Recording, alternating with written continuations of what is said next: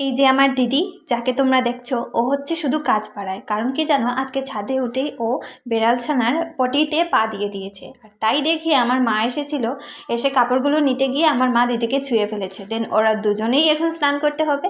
আমি নিচে থেকে জল এনে ওদেরকে দিয়েছি, এখন ওরা স্নান করে নেবে। আর আজকে অনেক দিন পর কিন্তু সূর্যি মামার দেখা পেয়েছি।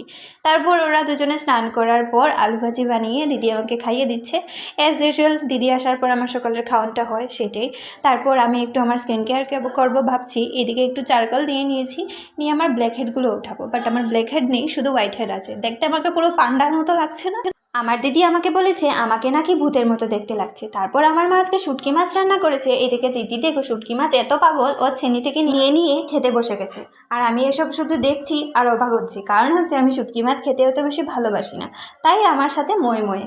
আমি জানি না শুটকি মাছে এত কী টেস্ট। তারপরে এই যে আমাদের যে পাশে এখানে অনেক